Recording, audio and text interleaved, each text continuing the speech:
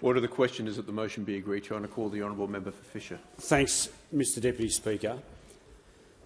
There's been a lot of talk this morning about what the government has done or is wanting to do to address anti-Semitism.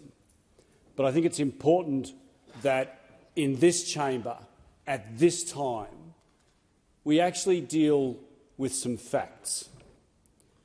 Because part of the reason why we are where we are today and the rise of anti-Semitism is because of the appalling lack of political leadership, and it has to be said, the appalling lack of leadership from our leaders, not the men and women of the police and security services on the ground, but lack of leadership at our utmost top levels from those security and policing services.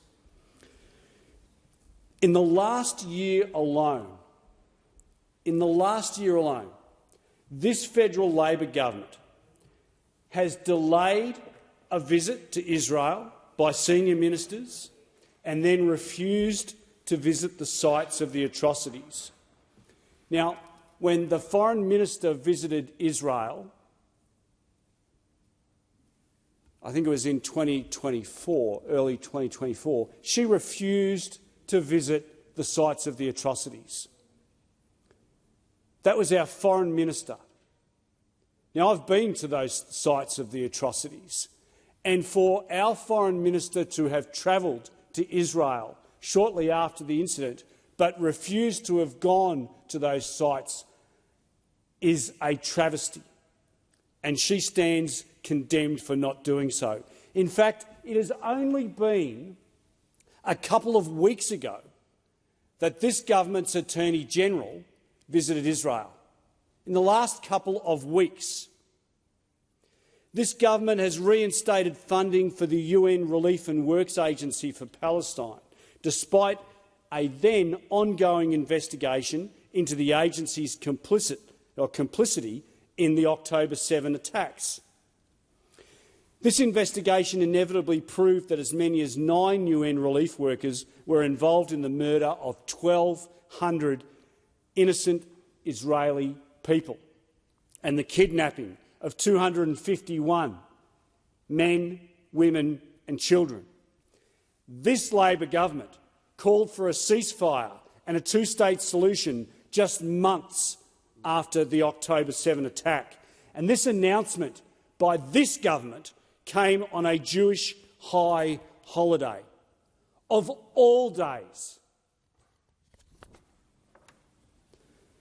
this government has refused and consistently refused to instigate a judicial inquiry in relation to the anti-Semitism that has pervaded our university campuses, instead opting for a parliamentary inquiry.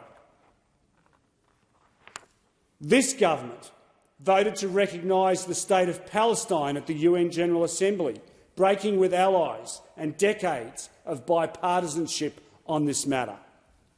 This Prime Minister watched on as the trade union movement backed Hamas and the two-state solution in a public statement, another affront to the long history of trade union anti-Semitism.